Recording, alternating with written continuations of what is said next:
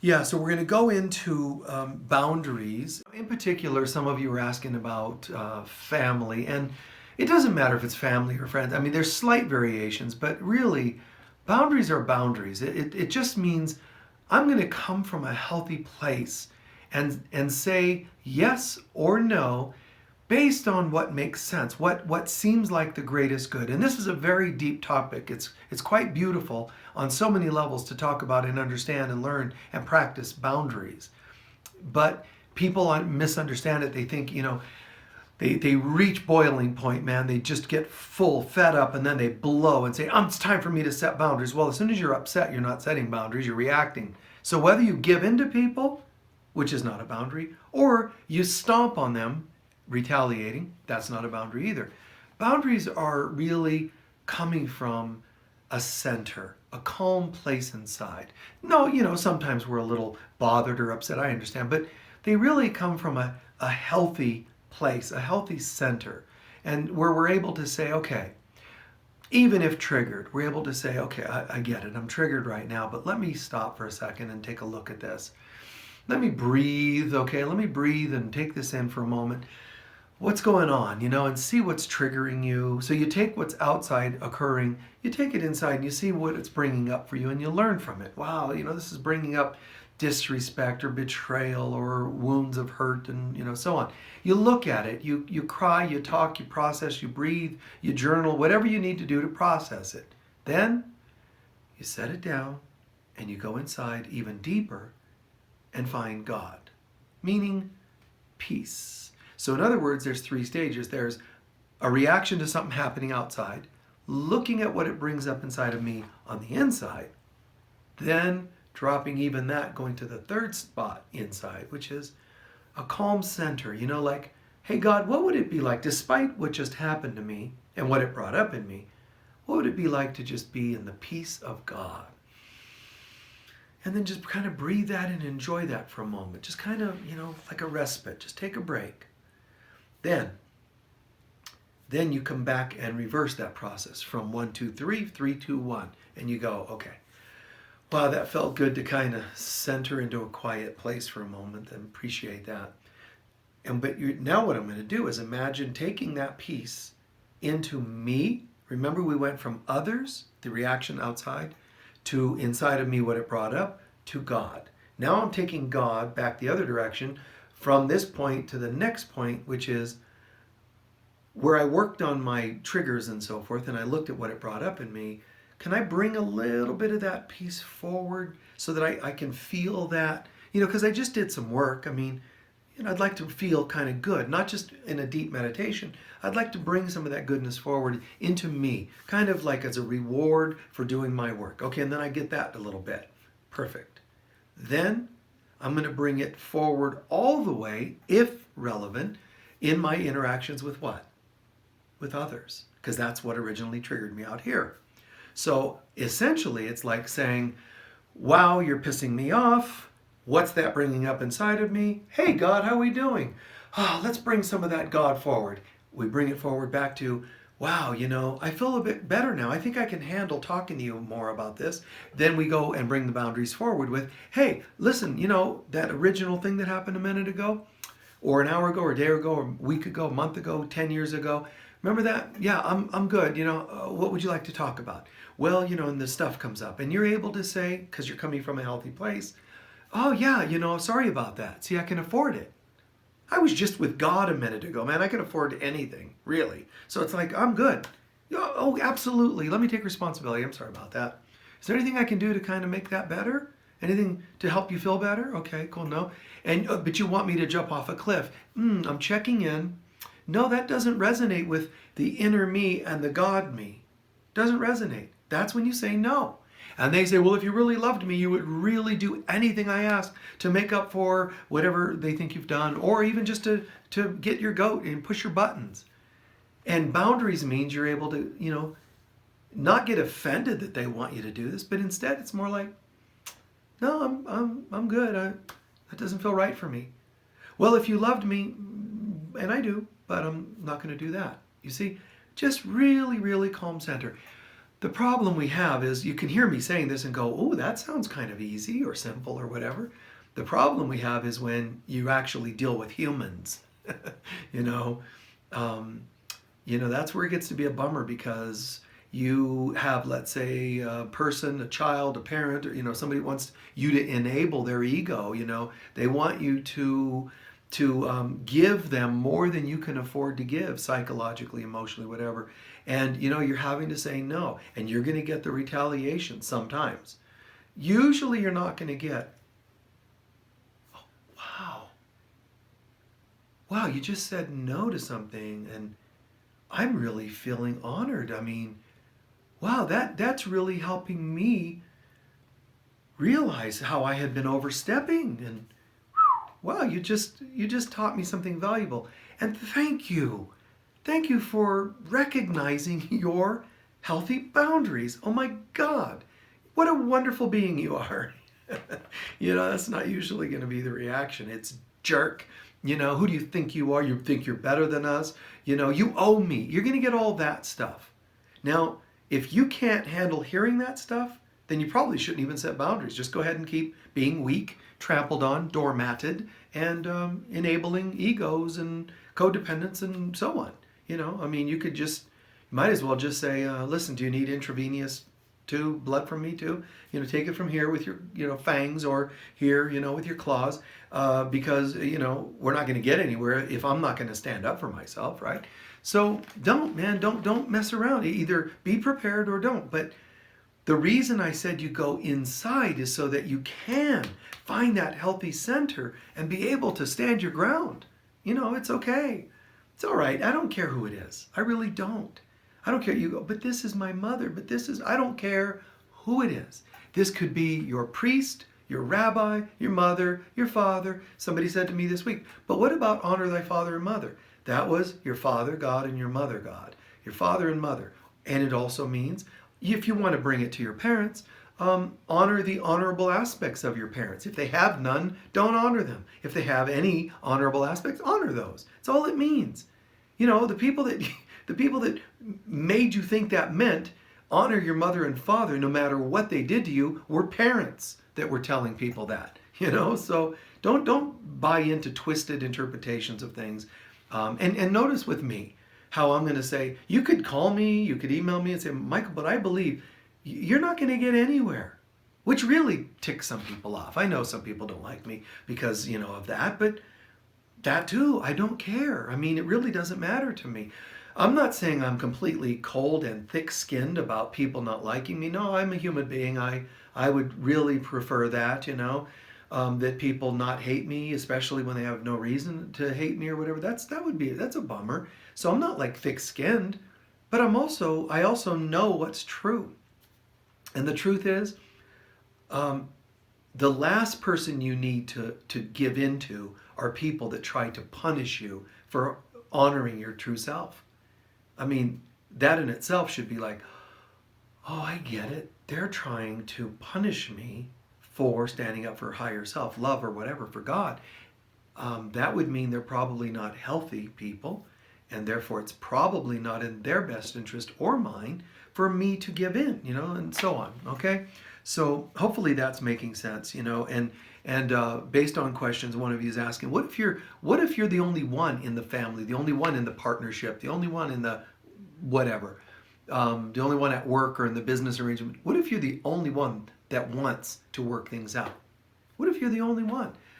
Oh, that's a bummer, guys. I got to admit, the more you're the one carrying the relationship, the family, you're the one that wants to be sane, the harder it's going to be on your nervous system, on your mind, on your psyche. It is.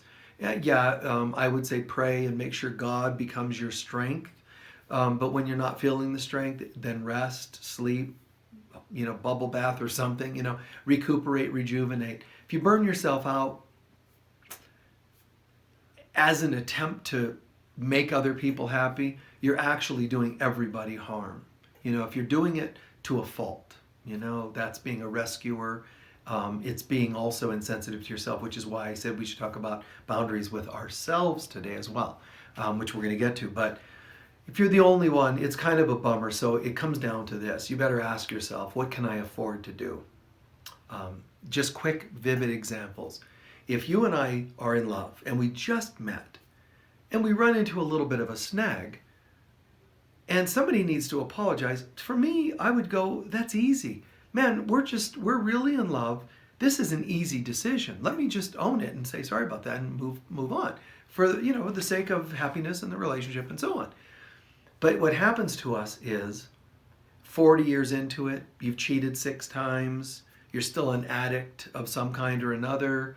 You spend every dime that we make. Me now carrying the relationship. I would like to sometimes. I would love to sometimes.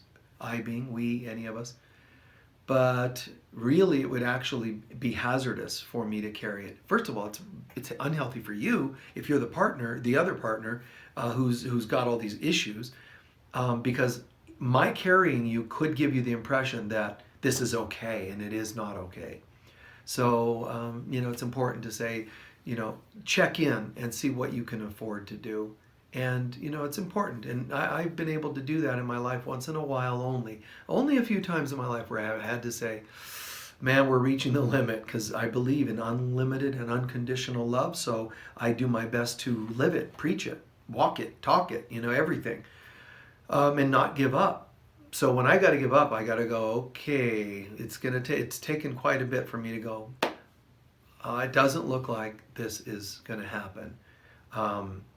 And I won't even get into pushing like, please, please, please, because then I'm talking you into it. Then I know it's not something I should probably be trying to, aspire towards, okay? But just think about it. Check in and see. If you're the main person having to juggle it, you got to ask yourself. And that doesn't mean you can't. Once in a while, we're able to pull off a miracle. 1 in every 100 people that I talk to, they hang in there, they carry the relationship, they carry the family, and then all of a sudden a miracle happens and everybody gets it. But that's pretty rare. And so you might say, well, how do I know which one, if that's me or not? Wait, you should be assuming you're the 99 times that may not happen. And I'm not saying to diss or not believe in the chance of that one, but use common sense that it's 1 in 100 times that it turns into a wonderful miracle. Now, again, it's okay for you to keep trying as long as you're owning that you're able to carry that 1 chance in 100. As long as you're okay to own that. Now, if it doesn't work out and you whine later, but I thought it was going to work out, why did you think that? You were now lying to yourself and not setting healthy boundaries for you. You see? You got to, use common sense, but you have to honor and respect yourself enough to say, this may not be working.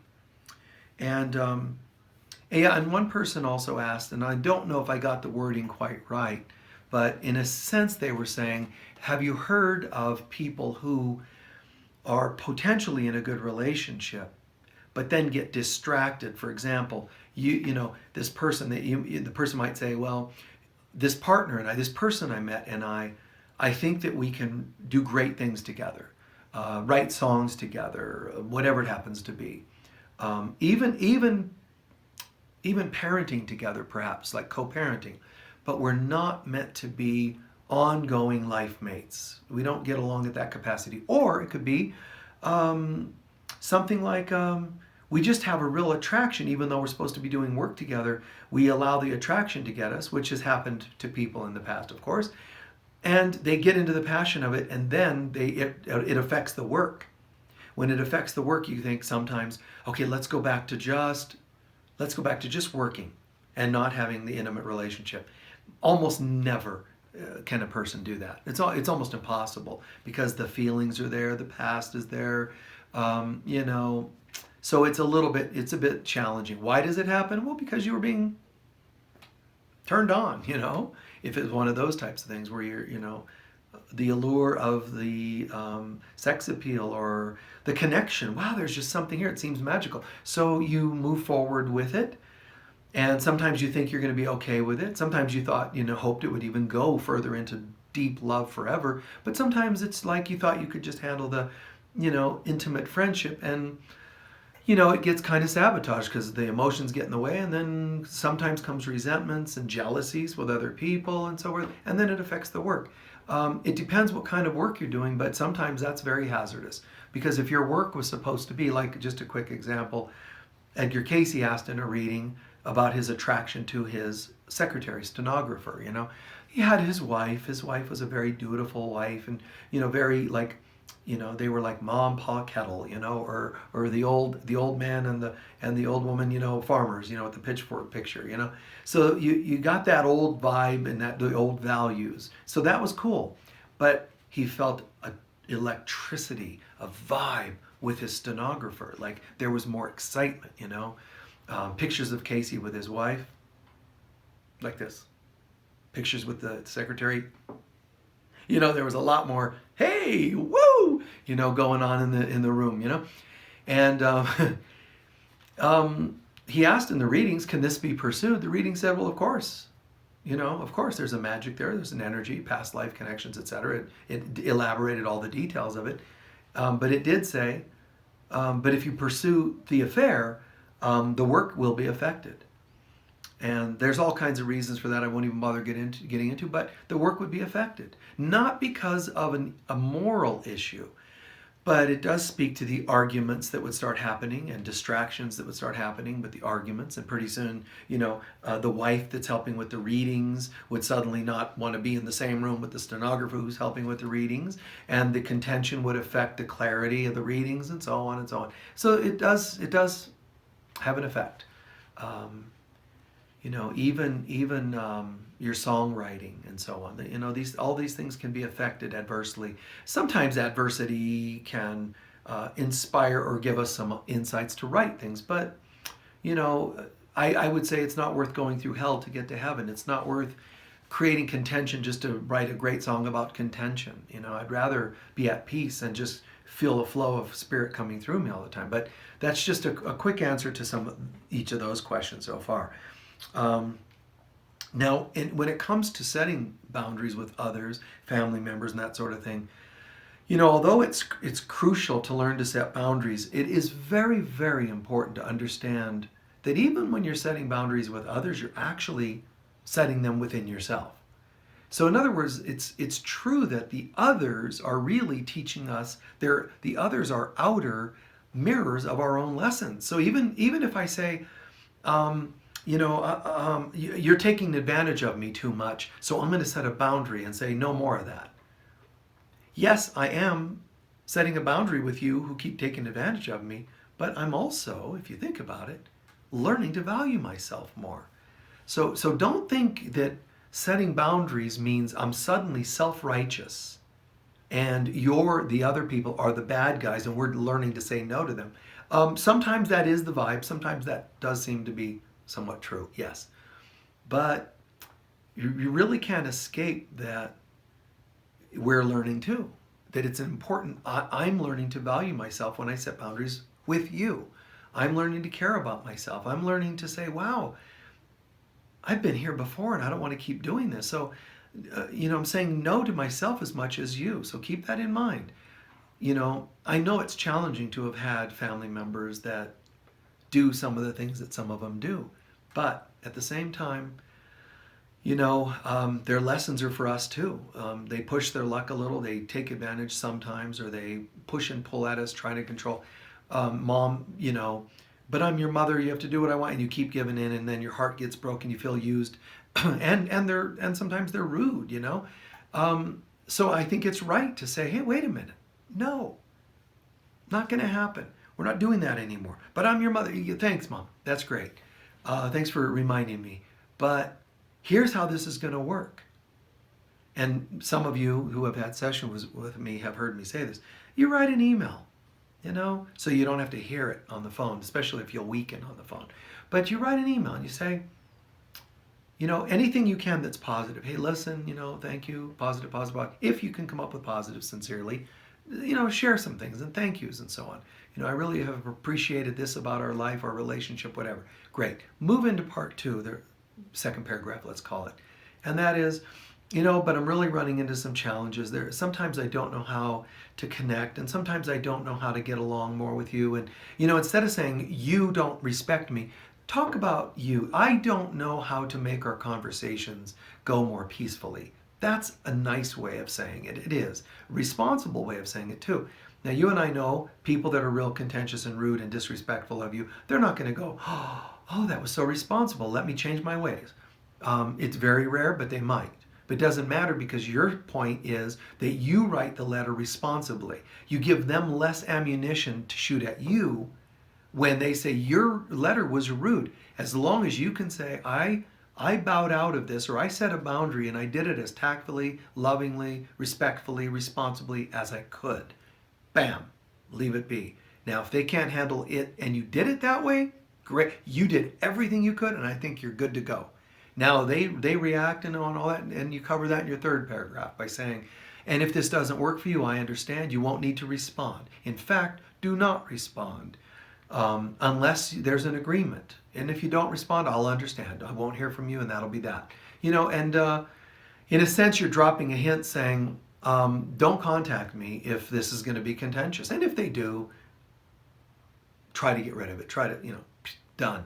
And sometimes, it depends on your relationship you're talking about. Sometimes it's just a mild upset. Sometimes this is an ongoing stalking pattern from somebody, a family member.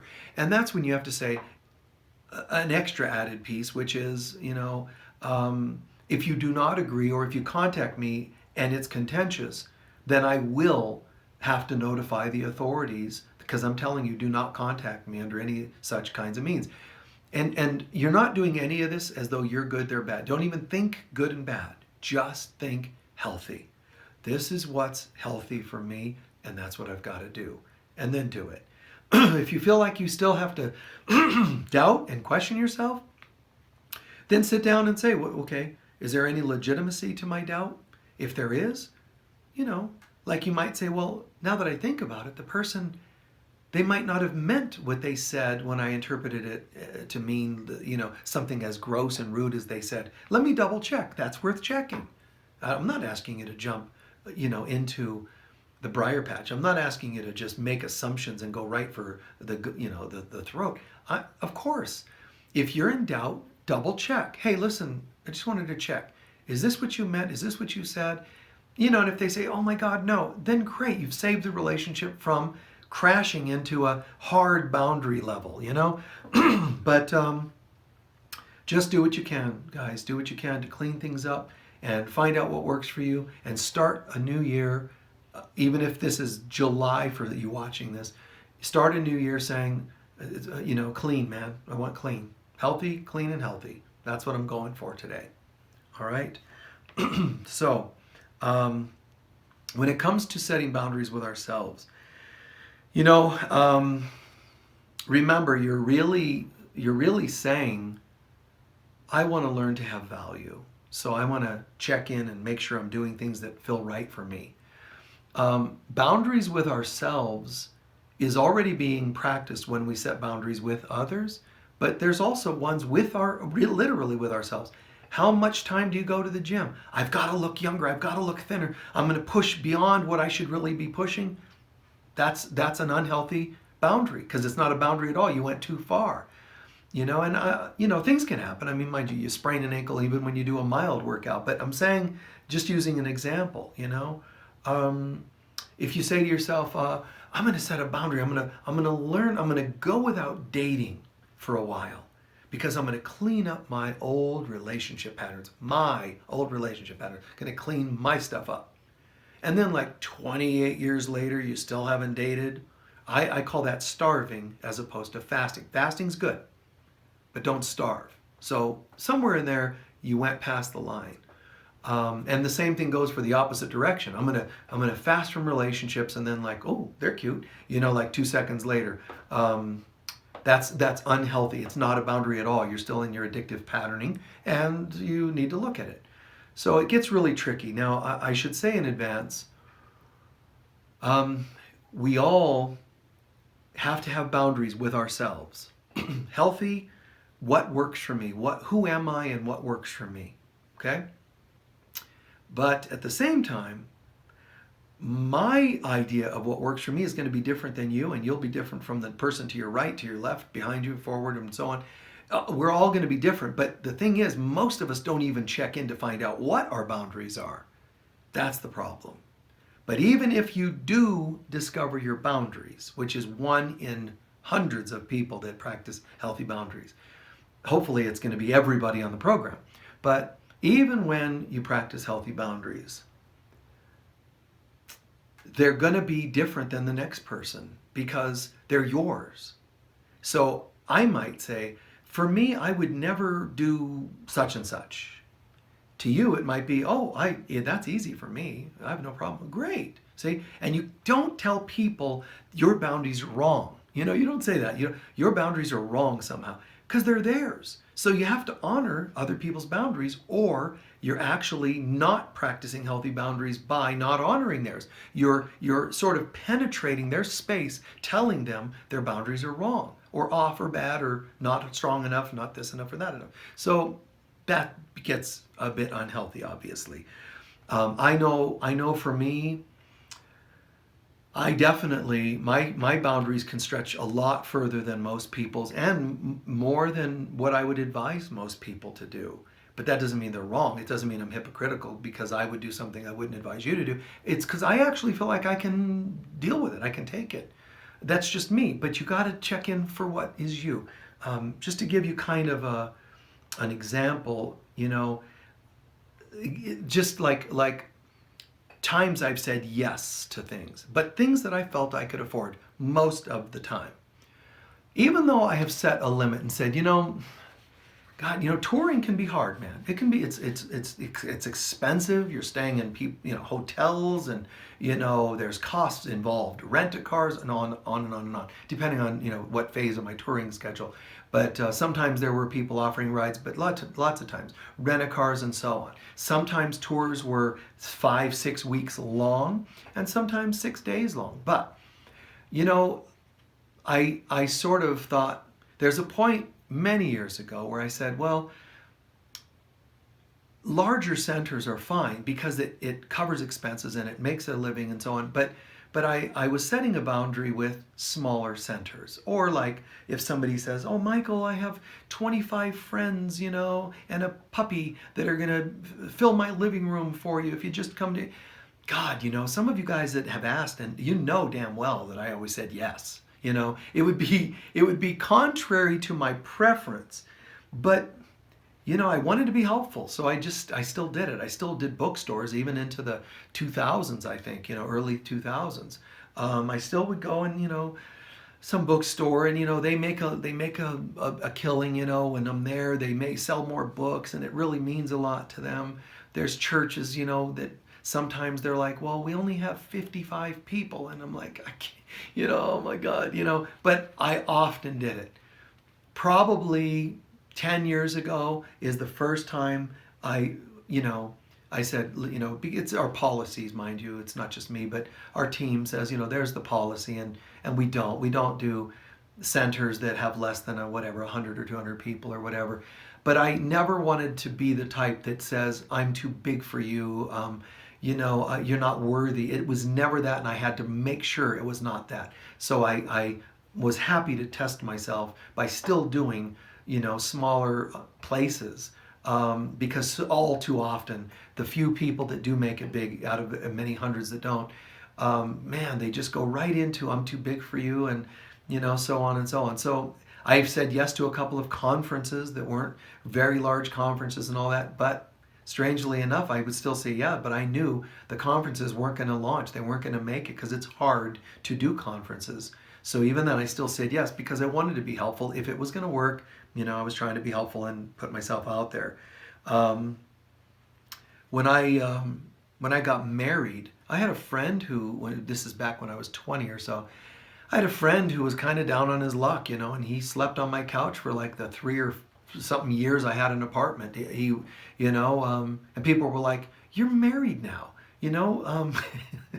This is just one of the 100 reasons why I'm not a good person to be married. But because for me, it was like, this person needs help. Well, but you're married. You're supposed to have the apartment for your, To me, everybody's important. I never had that, and I'm sorry about that to partner, but I never had that, like, this person is the one and only for me and they're the only person important. Instead, well, this person needs help. So there they were on my couch. Small apartment, mind you, but they're on my couch day in and day out, and I'm glad I helped them. And they're actually spiritual, very devout to this day on the spiritual path, in part because not just my good deed of letting them live there, but conversations we would have at the time. So it was kind of beautiful. Typically, these things I'm describing, things I do, you know, they turned out pretty well. I mean, really, they were miracle working. When you practice healthy boundaries, believe it or not, you're actually setting a field up for miracle working. It may sound like they're totally unrelated, like boundaries just have to do with creating a little sanity for yourself, but it isn't. Because when you create a safe space for yourself, within that space, you're able to move and navigate and,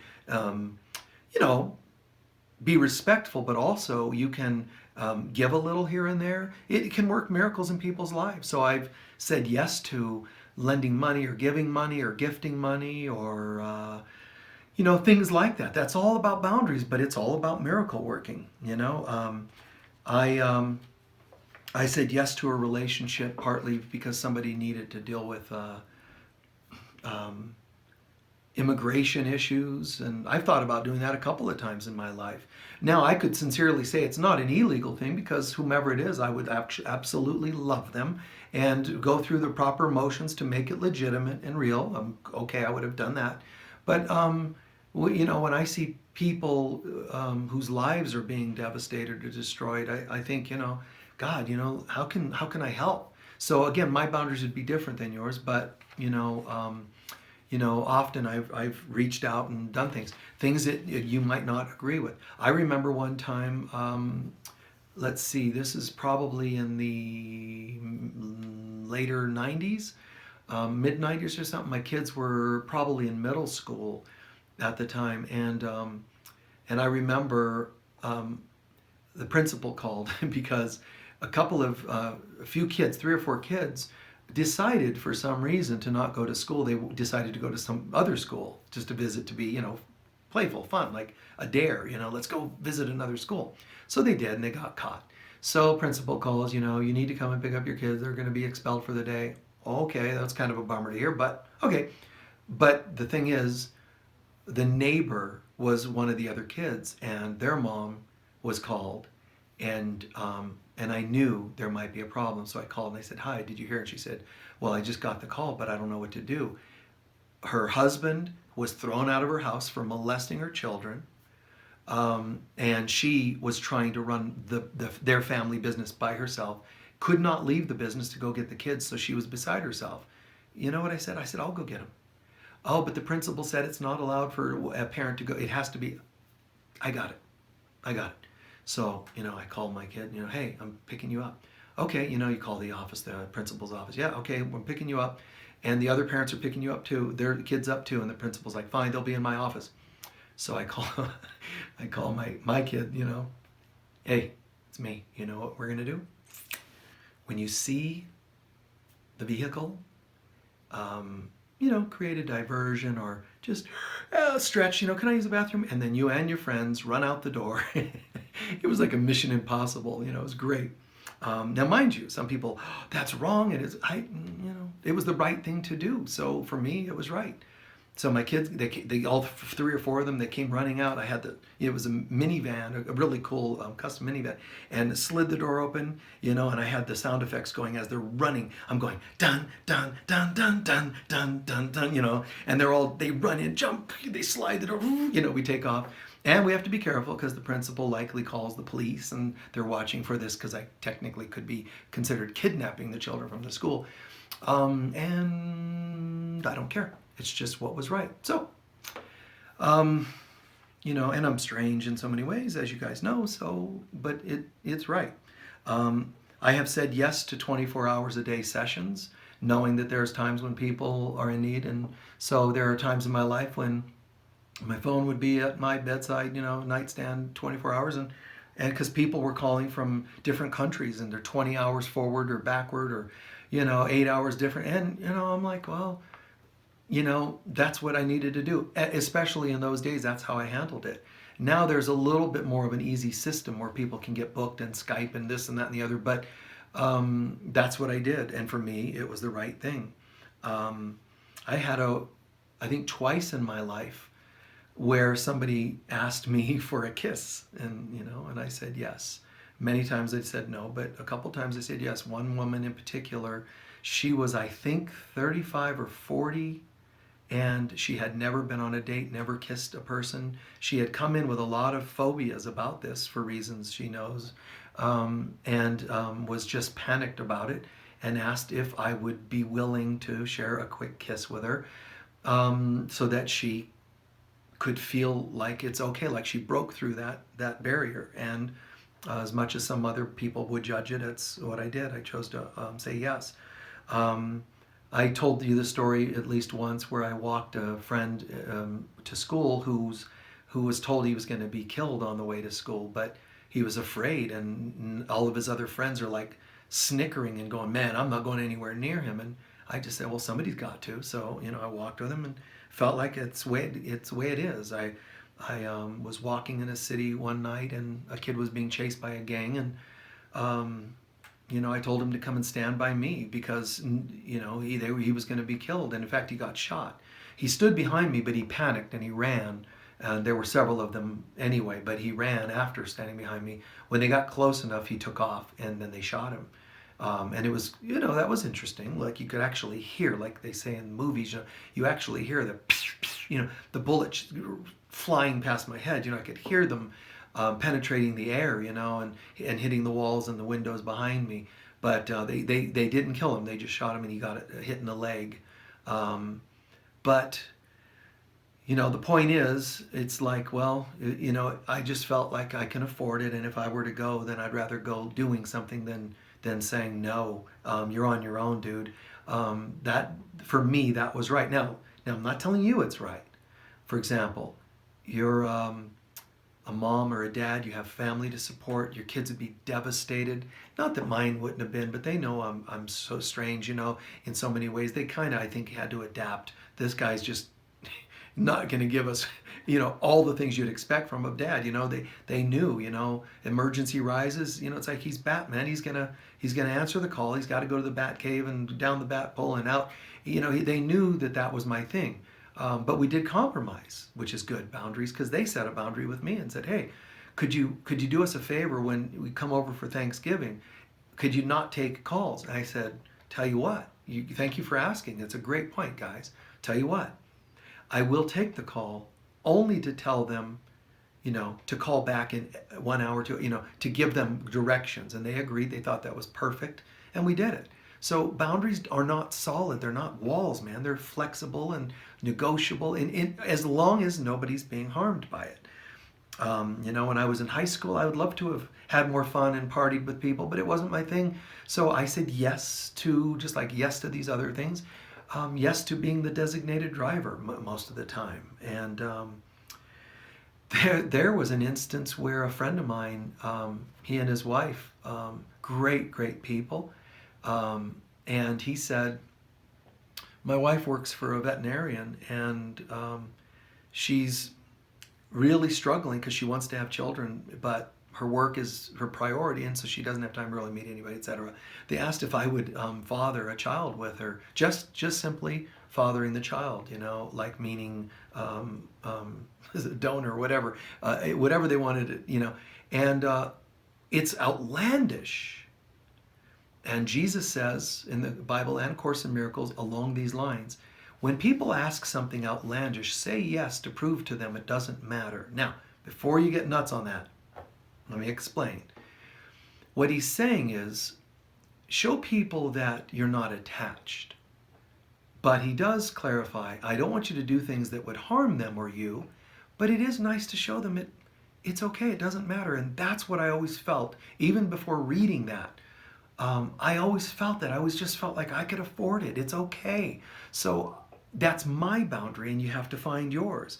I remember guys once, I was at my office, and these guys knew was there, and they respected me as a counselor or as a teacher, and what I do, a spiritual counselor. But they didn't know. They saw at this nightclub, I guess, in the same city where my office was, for touring my office. And they knew I was going through a really tough period because divorce and all that happened. So I was sleeping at my office. So they knew I was there. So they came pounding on the door, and I'm like, what? And they're like, hey, man, please. We were at this nightclub, and there's this popular model that was there today. She's drunk, and she, she could be taken advantage of. She could get hurt. She could try to drive. I mean, we're just trying to be straight up because you talked to us about this sort of thing. What do we do? And I go, well, I gave options. They didn't have any. So they actually dumped her off at my office, this drunk, popular model. And it was just bizarre. But I'm going to say yes, most of the time to things, especially in those days. And so I said yes. They dropped her off. And I talked to her a little bit. And then I put her on the couch where I sleep. And I put her on the couch and covered her up. And I went and slept on the floor. And then I think it was the next room. I don't remember if it was the same room or next room, but slept on the floor elsewhere. It's the right thing to do. And I told this story once before, but it's kind of funny because her brother showed up the next day. It was this big guy, man. And he introduced himself, and I thought, oh my God only knows what he thinks, like she hooked up and spent the night at some guy's place, or something. And he said, I just wanted to come into town to the city here. And he was probably from a couple hours away. He said, I drove in to meet the person that met my sister, knowing who she is, and could have taken advantage because I know she was drunk or whatever, and didn't take advantage. And he shook my hand. And it's just like, how do you put a value to that? It's like, wow, like that's just beautiful. And that's what I partly meant by boundaries are setting a stage for miracles, really. When I was in high school, I was asked to, I was around film industry once in a while because I knew people in that, and I was asked a couple times to do things. And one time in particular, I was asked to do a specific role where I would have been wearing a hat in a scene of a movie, and a hat and coat, and that, so you kind of couldn't see me. So it was kind of cool. You could see me, but I could make it so you couldn't. So what I did was, to me, being in that was not a big deal. But I had a friend with me at the studio, and he's like, "Oh my God, dude, I get to watch you film this and that and the other." And I'm like, "You know what we ought to do? You put the coat on, and you put the hat on. They won't even know. If you cover up enough, they won't know it's not me, because somewhat similar complexion. It's all covered up. If you cover up enough, because it's supposed to be a cold scene. So you've got a head, beanie kind of thing, and just similar skin color and dark hair, whatever. No problem. And he got to do it, so it's kind of cool. Yeah, they caught on to him on another scene, so they threw him out and put me back in. But my point is saying yes, like giving people chances, giving people opportunities to do things. I'm the type of person, when you hear about that nuclear meltdown in this country or that country, and they're going and nobody can go in, I would do it. I would say, oh, dang it. I would take a few breaths. I would try not to think about it too much, because then I could talk myself out of it. But if they said, there's a button in there, somebody's got to push the dang button, or people are going to keep dying. I mean, I just think, well, how am I going to not do that? That doesn't make any sense. Again, that's just telling you a little bit about myself that might sound a little strange, but I swear that's been my style. And this resulted in lots of miracles, many times. But there are times when people have asked me for things and it was a setup, and that was a drag. That's when I felt regret. That's when I felt yucky, like ashamed and like just slimed, when people snuck in under the radar, asked for something, and they had agendas, and and even to this day that happens, and it's kind of sad. I think of it as kind of a sad thing, because God, the value of doing things without the agendas, and the beauty, and only asking when you sincerely want and could handle something, to have that happen, whether it's somebody pays a car payment for you or somebody pays your food bill at a restaurant. I think it's great, but when people play a game on you and take, advantage, that is always a bummer. So that's a bummer, that's going to bring up lessons, and it's going to tempt you to think never again. And I'll give you a couple examples of that. But before I do, if you think I'm bragging about how giving and so forth, let me clarify. I'm telling the story because boundaries can be that wide, so to speak. But they also sometimes haven't gone well. So if it looks like I'm bragging about the times that I've done things, I'm equally telling you times, that it didn't. That people took advantage or whatever, and that was kind of a drag. It's like God is saying, look, yeah, trust in me, but just don't do anything stupid and then blame me for it, because we're supposed to be asking guidance on what to do and not do. That's part of what boundaries are about. So, Christ says, yeah, honor, know the truth, but respect the illusion. Don't jump off a cliff and ask the angels to come and catch you. Because, remember the story, Jesus is out of the desert of 40 days, 40 nights, and, he has a conversation with the ego or the devil, whichever you want to call it. And it says, throw yourself off the mountains and the angels will come and catch you. Just go ahead and prove it because you're so wonderful, Jesus. And he's like, what a ridiculous waste of energy. What a ridiculous waste of faith even. Why even put oneself into danger? Even though the angels would come and minister to him, why even do it? And that's one of the important lessons with boundaries. So, I've had to breathe and kind of step back and go, okay, lessons learned. So, for example, one time at a conference, I spoke for hours and was done. It was exhausting. I mean, it was it was like an all-day conference, a couple days, and it was finally over. The event was finally over, and these gals came up. I think there were 3, and they said, oh, Michael, they were acting kind of like a little bit like fans, but a little bit more like groupie fans. It was kind of strange, and they were like, "Oh, Michael, nice to meet you." And they were standing all close, and it was like, and I said, "Well, I'm just gonna go get a Pepsi, something to cool off." And oh, we'll get it for you. Okay, whatever. So I'm talking, and maybe I'm signing books or something like that. But they go, and then they come back, and I mean, I'm like, I just drank it down. It was so hot. And I was just dehydrated. So I drank it down, and then they got another one, and I drank it down. Then something, I started feeling like, and they drugged the drink.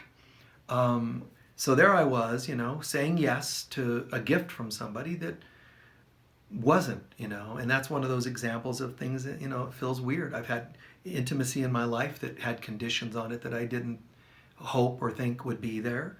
Attachments that came before, during, or after such an experience. And for me, intimacy should be shared when people are really clear and honest and in a state of love and respect for one another. When there's agendas and weirdness, it blows the whole thing. And so it's like, forget it, man, and it tempts us to say never again.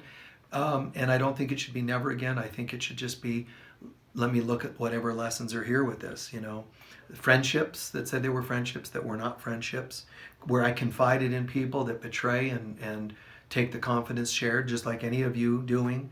There was once a gal who needed a rent-a-car. I won't go into the story, but it was almost midnight and the rent-a-car places at the airport closed, and she was there with a newborn, and her ride fell through, so she needed a rent-a-car, and they wouldn't give it to her based on the conditions of what kind of card you need to use to rent. So she was just about to be put out into the street in LA because they had no other option. I mean, they couldn't do anything more for her. So I said, okay, well, I'll rent the car for you, and I did. And she was so grateful. She promised she'll repay it, but I'm doing it thinking it's okay because even if she doesn't, only do what you can afford. So if she doesn't, it's only going to be a couple $100. That's fine. So there's a boundary. It's within a couple $100. But she didn't return the car when she was supposed to and didn't return it to the location she's supposed to. So she took advantage. And it ended up costing me $700 instead of $200. And my gracious, wonderful travel agent went to bat for me and got it down to probably $300 or $400, which was great, much better than it would have been. But that's an example of oops. I've had guest speakers that I welcomed into Unity of Sedona, where I teach, that came in. I welcomed them in, and they literally took that as a way to try to take over Unity and have me snuffed out. I mean, so things happen where I say yes and I feel like so many miracles, but it does happen. And if it happens to you guys, where you do your best to be gracious and loving and serving and helpful to people, and it goes wrong once in a while, it does not mean you did anything wrong. But you can ask, could I have done anything different? Like the girl that was put out in the street, I asked myself, would I do it differently? No, I would not now say, next time they're going into the street. That's a healthy boundary. That means I can then say to myself, Michael, you don't have to punish yourself for that one because you know you would have done that again. There are some things I probably wouldn't do again. Those are good lessons. When it comes to you folks, any of us, when it comes to intimacies, those are ones that we could be a little bit more cautious on because it's such a sensitive topic. You even when people say they're okay with it, they're going to be your best friend, they're loving people or whatever, it's such a risque topic for people. It just stands a chance that that one's going to go a little weirder than lending somebody $10 or something, so keep that in mind. Lessons learned. So sometimes saying yes can provide miracle space for people, but one of the lessons is ask God consistently, what you would have me do, God. And then also remember, sometimes you can ask yourself, is yes good? Yeah, it looks like it would be good. But ask yourself, sometimes check it out and ask no. How valuable would no be to this person? Because sometimes you could actually discern that no would be a better lesson for them than yes. Then that would be a good thing, right? So I have said no, more often, a little more often in the last 10 plus years of my life, to things that, to stand up for healthiness. And I've said no to rude people. I've said no to people that gossip. It's bogus, people gossiping. To the point, I don't just kind of say no. I mean, if you're a friend of mine and somebody wants me to hate you and starts telling me garbage about you that I know isn't true, especially that I know isn't true, I'm going to question that. Like, what are you doing? What is this about? Because you need to be called out because you're trying to cause an evil. And I'm going to say no. There's a really rude, in Sedona here, there's this really rude owner of a pizza place. Since I love pizza, that's what we would buy at Unity all the time for our snacks. And there's this one owner that's just notorious for being really rude to people.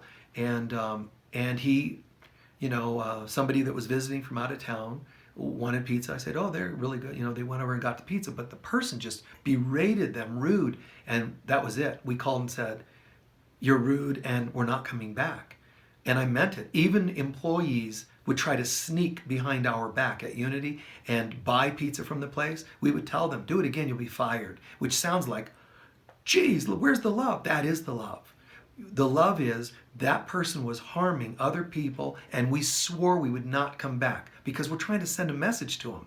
When you guys, because of your taste buds, insist on that place, go work somewhere else. Because what you're doing is you're splitting our energy. We're trying to stand together and make a point. And no child should divide its parents in their integrities and their choice making. And no employees should do that to the leaders of a business. Like this is what we're about. We're doing this today. We're saying no to we're trying to teach the dog this and that, the children this or that, the employees this or that, whatever it is. And somebody undermines that, man, it screws everything up. Other than overt abuse, the second worst thing you can do to raising a child, or employees or anything else, mind you, that you're sort of in charge of or running, in leadership rollover, the second, other than overt abuse, is splitting. Two parents or two employers, in other words, showing inconsistence. That's the second most harmful thing that you can bring to a place, to a space. Divided we fall, as they say, all right? I say even no to family members. If I see I'm trying to make a change for them and it's just not happening, then I say no.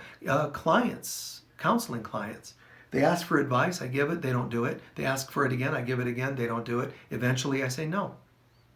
I'm not going to be giving you counseling anymore. Well, why not? You're putting conditions on you just because I don't follow your advice. Yeah, pretty much. Because you're still in the same problem and you're wasting your money calling me because you're not even using my advice. So, seriously, it's for you too. Find somebody that either you'll follow or, their advice, or somebody that just digs charging you and not minds whether you follow their advice or not. So it's just kind of my way, man. The trick is to do what feels right. Do what feels right. But ask God, what would you have me do? God, it's starting a new year and it's time for me to value myself. So teach me how to set healthy boundaries. God, I know that means that it's not me against them, like good, bad. I get that this is really about me needing to learn to have value. And I want you to teach me how to have value for myself. Because I want to honor God in all things, in myself and in others. And I'm not honoring God when I turn away somebody that needs something. So how can I say yes and still be okay and safe? How can I say no and not judge myself? Guide me, show me, God. This person asked for my coat. I'm not cold and they're cold. I think I'll give them my coat. Now, I'm not going to take a coat off my child and give it to them, because now they're cold. So it shouldn't cause harm.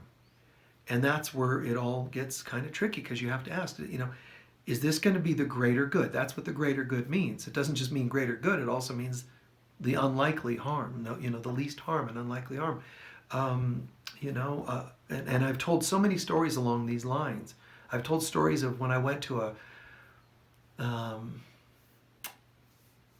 what are those called? The Cinnabon places. I've told that story, but one sentence version of it, so to speak, is we took the kids there. I took the kids there many years ago when they were little, and we got there. We were so excited, and they were closing, and they only had one left, and my kids are like, "Yes, that's meant to be. It's one left, and there's us, and we'll share it."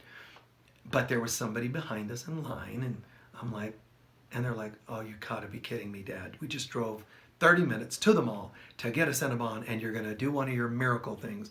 And I did. I said, "Come on, guys," and they said, "Fine." So we gave up the Cinnabon, and truth be known, we walked around the mall for a few minutes because it was closing, so there was not much to do. And then we were leaving, and as we were going out the door, this person with a giant bag said, "Oh, are you the guy that gave up the Cinnabon for that other person?" I said, "Yes." They go, "Well, I'm the manager, and this is a box of Cinnabons that were left over that I had already pulled off the rack because I thought they were going to waste." And they gave us a box, a big, like a 12-pack box of Cinnabons. So needless to say, the kids liked me that night. "Dad, you were right." So it's just good, man, just to be flexible, and not everybody's going to understand. When you say no and set a boundary, not everybody's going to like you for it. You can say yes and not everybody's going to like you for it. Like you give up their Cinnabon or, so on. I didn't give up my kids' coat, leave them cold. They were going to survive. The greater good was still, it's okay to give up that Cinnabon. Now, if it was one of their birthdays and I forgot to get them a gift and it's the only thing I got them and they were heart and soul, set on it, then maybe I wouldn't have been able to afford that energetically. So you got to really, see, to become spiritual, you have to have boundaries, because spiritual is all BS, because it's like boundaries are your spiritual muscles. They confirm your center and your strength. So boundaries are so important, but you can talk spirituality. If you don't have boundaries, it's just lip service. So boundaries are where I implement my connecting with God, my connecting with self, my evaluating what's healthy for me, not healthy for me, right for me, not right for me.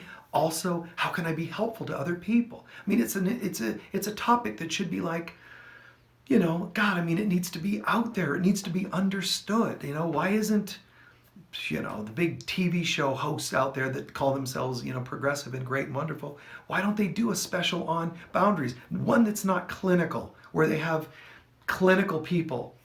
Boundaries are learning to say no from people that will try to harm you. And people are going, "That's right, that's me. I need to say no to people."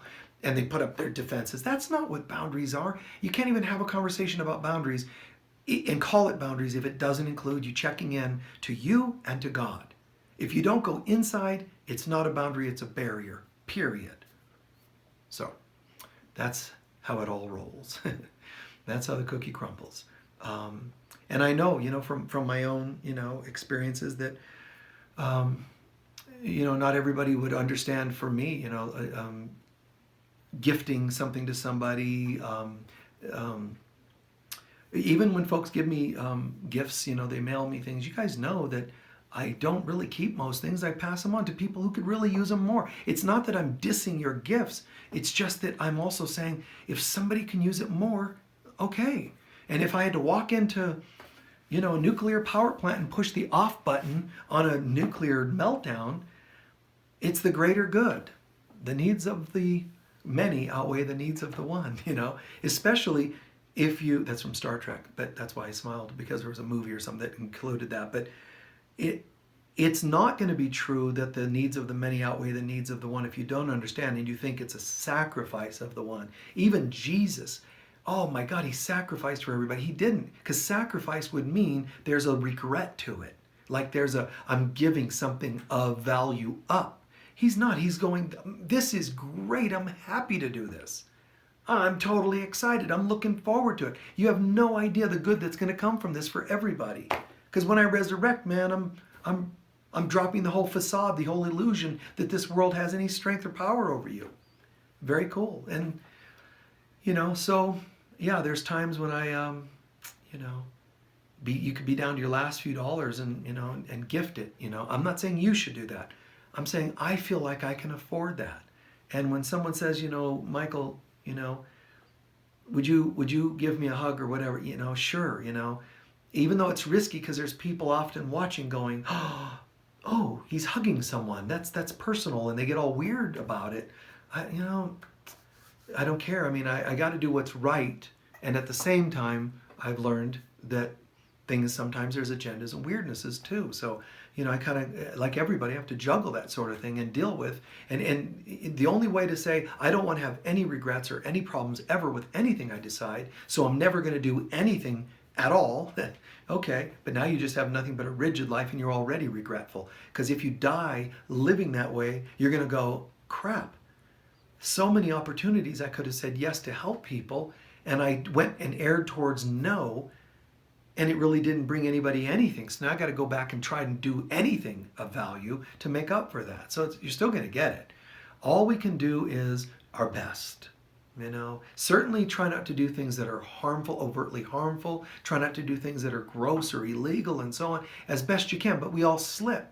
And you might have been dealing drugs or whatever. Okay, now what did you get from that? Learn from that. Come back to center and learn from that and move forward. And be a sponsor, because that's another way to work miracles. Well, I don't have time. Why not?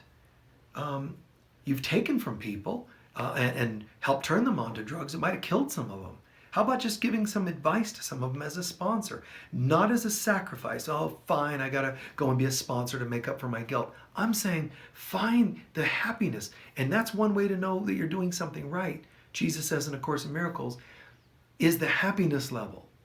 If you can say, God, this feels good, then you're probably doing the right thing, And even that's not 100% of the time, because you might feel great about it like 99%, but that 1% still comes back and bites you sometimes.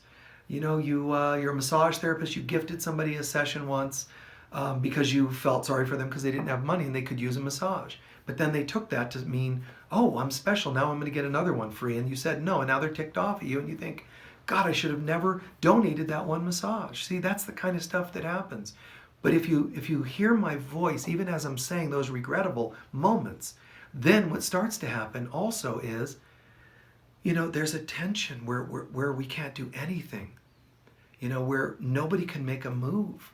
You can't say, wow, you look nice to somebody at work, and that without a fear of them saying, I'm going to report you. A counselor friend, who said she hugged somebody at the clinic that she worked at. And then she got, I guess fired or reprimanded or whatever because she did that. And it's like, that was the right thing to do. So I don't get it. It's just strange. It's just strange that we run into these things. But I just go, somebody's got to do it. Somebody's got to walk into the nuclear plant and push the off button. Somebody's got to give the hug. Oh, well, then they're going to reprimand, they're going to fire. Then go work in your own clinic, or go open your own office, or, or be prepared ahead of time, or not work at that place. There's a wonderful physician in Sedona who I just found out was fired or released from a clinic, probably like a prestigious place. I think it was in New York. And she went and studied, she's a doctor, but she went and studied acupuncture and started implementing that in her sessions with her clients. And they told her, you're not allowed.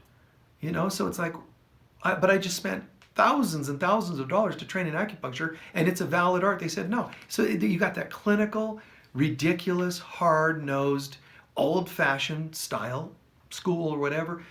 They told her no, so she loses her position. And, wow, like, there's so much to make us afraid of being good people.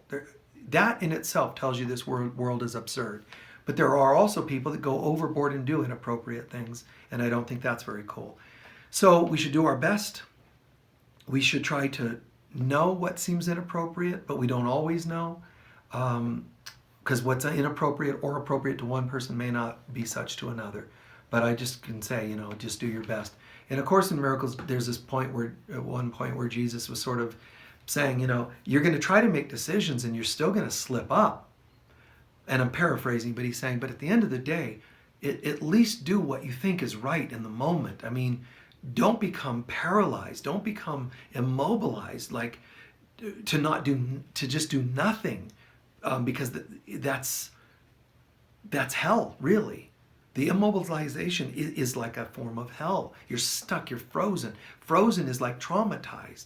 So we need to thaw out, we need to try something. And I would say, if I could name 100 things that I've done that I would call like given to people that have asked for me to give or share a certain thing, I would say maybe 10 or so would be things I would go, maybe not, 10 of them.